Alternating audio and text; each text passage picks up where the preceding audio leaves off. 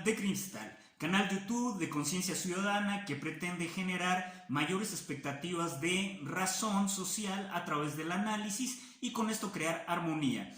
Nos postulamos por la unidad social, por la solidaridad, por la hermandad, jamás por el racismo, jamás por la exclusión, jamás por la segregación de ninguna persona, de ningún grupo o de ninguna entidad. Simplemente vamos al análisis por la justicia de orden social.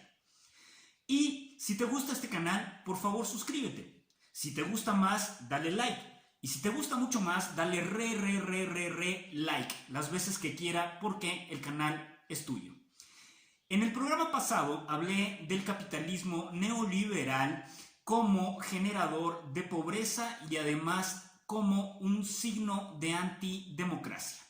Me quedé hablándote de ejemplos claros. Un ejemplo tenía que ver con Fobaproa, cómo el Estado había rescatado a la iniciativa privada presionada por este modelo y finalmente nosotros teníamos que asumir como ciudadanos a deuda pública el costo del fracaso de la iniciativa privada bancaria y esto nos provocaba evidentemente una deuda, nos provocaba evidentemente un dolor y nos provocaba una deuda generacional, es decir, porque tus hijos todavía siguen y absorberán seguramente cuando entren a la población económicamente activa precisamente este tipo de condiciones de sufragar lo que se hizo en el error bancario de aquella época. En este sentido, es muy importante atacar otro tipo de ejemplos. En el tiempo del presidente Felipe Calderón, el presidente Felipe Calderón tomó una medida sumamente importante. Habló de que la presidencia de la República tenía un tiempo aire, es decir, este tiempo comunicacional que le pertenece a la sociedad, que le pertenece al pueblo, no le pertenece a la presidencia de la República. La presidencia de la República es una figura de poder que lo que tiene que hacer es armonizar al tejido social y brindarnos oportunidades desde el Poder Ejecutivo, más la suma del Poder Legislativo, más la suma del Poder Judicial. El equilibrio de estos estamentos de orden gubernamental genera mayores expectativas de desarrollo humano. En aquella época, el presidente Felipe Calderón dijo que el tiempo era demasiado, que el tiempo aire de la presidencia de la República era mucho y que había que democratizar la comunicación.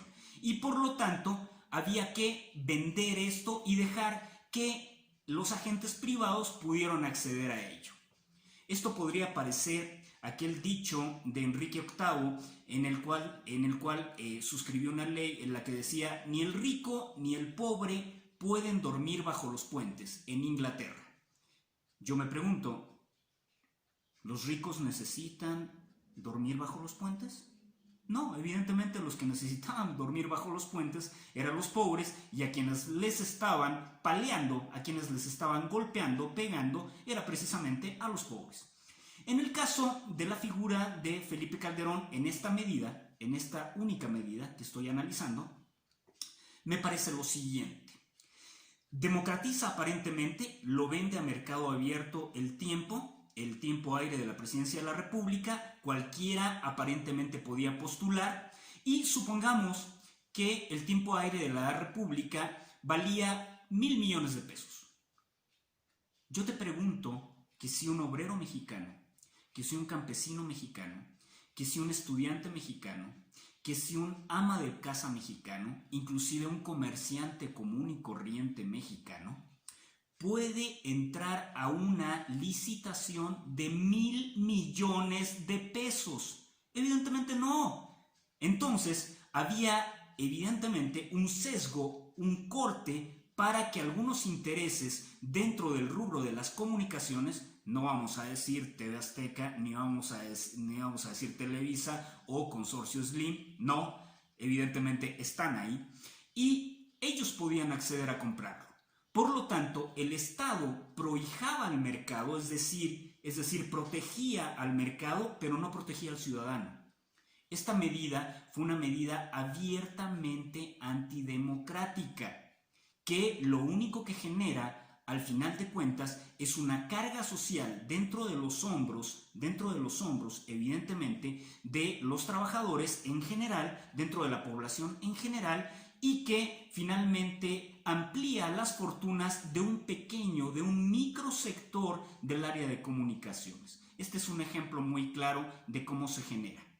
En la actualidad hay una discusión muy importante. La canciller Angela Merkel, dentro de esta pandemia, decidió, junto con el staff de gobierno de Alemania, rescatar a la empresa Lufthansa, que es una empresa que tiene que ver con aviones y evidentemente está en quiebra. Y la rescata, pero no regalando el dinero de la sociedad, no regalando tu dinero y el mío, el dinero del ciudadano. Y en una medida sí democrática, lo que hace es que dice, sí, el Estado alemán rescata a la empresa Lufthansa, pero lo que vamos a hacer es que ahora pasa a ser parte del Estado.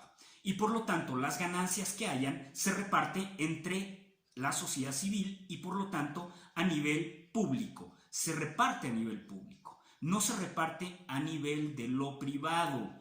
Y por lo tanto, ese es un rescate financiero visto racionalmente. No lo que hizo Felipe Calderón en su momento al vender el tiempo aéreo de la presidencia de la República, que fue una medida neoliberal antidemocrática. En este sentido, hay algo muy importante que decir.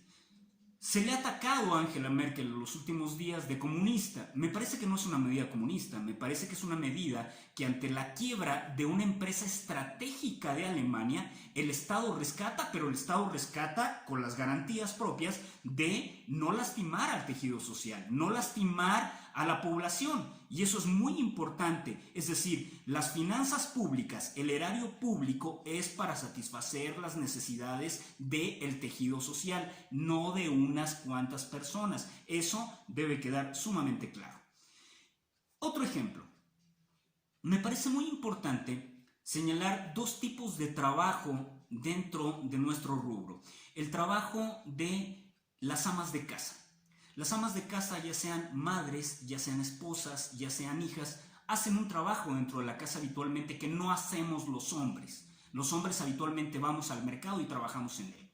Bueno, ese trabajo es un trabajo no remunerado, que no se paga, pero sí se reconoce como trabajo. ¿Cuál es el reconocimiento de ese trabajo? Si tú ves, como se llama en América Latina, una empleada doméstica o un empleado doméstico o una sirvienta, como se le llama en México, estas personas reciben un salario. Claro, a veces un salario muy mal pagado y aparte de muy mal pagado, en donde no tienen ni siquiera derecho al seguro social porque los patrones que los contratan, que en este caso son las familias, no pagan ese seguro social.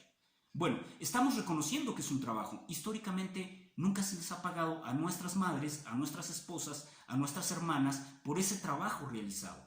El Estado debería tener una carga fiscal, reconocerlo como un trabajo y finalmente dar un sueldo y dar una jubilación sobre ese trabajo no reconocido que se viola legalmente, porque es un trabajo como tal. Esto es una estela del neoliberalismo muy clara. Otra cosa, me maravilla, me magnifica, me hace sentir digno ver el trabajo de un trabajador de la construcción, de un albañil, el cual es capaz, habiendo estudiado muchas veces solo la primaria, solo lo básico, solo los conocimientos básicos, de interpretar el plano de un arquitecto, levantar un muro, levantar otro e ir armando una construcción, en este caso una vivienda. La mayor parte de ellos no tiene vivienda. Esta es una contradicción cabrona de lo que ha creado el neoliberalismo, no ahora, sino que también en su estela de una serie de modelos de desarrollo económico que estuvieron antes y que se unen a él. Y en este sentido, me parece muy importante hablar de una empresa de orden público, que debería favorecer a lo público. Es Infonavit. No tengo nada en contra de Infonavit, pero me parece que hace casitas de cartón, casitas de barro, casitas infrahumanas, donde una persona no puede ni debe vivir. No puede ni debe vivir. Donde un trabajador, me imagino que cuando entra a defecar al baño, perfuma toda la casa porque es de este tamaño. Eso es evidente. Pero eso no es la suma de esto. La suma de esto tiene que ver concretamente con que ese trabajador, cuando recibe un crédito del Estado para comprar una vivienda, resulta que se endeuda 10, 15, 20, 25, 30 años para pagarlo, está cautivo porque de su salario se le quita ese dinero, se le extrae ese dinero, y las compañías inmobiliarias que ahora te hacen tus trámites, antiguamente no lo hacían, es decir, el mercado se pelea entre sí mismo, hacen tus trámites, cuando entregan el fraccionamiento, cobran un cheque de inmediato. El que tiene la deuda es el trabajador. Las empresas inmobiliarias no tienen ninguna deuda. Cobran ese dinero, les dan un cheque, y si tú te imaginas qué hay detrás de todo esto, imagínate cuánto vale una casa de interés social en términos reales. ¿Cuánto vale en términos reales? Te pregunto yo. Si tú crees que son los 180,000, 220,000 o más dinero que le pueden cobrar a un trabajador, estás equivocado. Es una plus capitalización. Las casas salen a precio de huevo para las compañías que el Estado les paga de inmediato, mientras el trabajador se endeuda por una casita que al poco tiempo va a tener deterioros de todos tipos. Este es un ejemplo nítido del neoliberalismo y de lo antidemocrático. Aquí llega mi segunda parte. Te lo dijo el gurú de la política y otras cositas, siempre imitado, jamás igualado. Te deseo que estés bien, te amo, te quiero, cuídate, edúcate, que nadie te meta el dedo en la boca y que nadie te engañe. Gracias.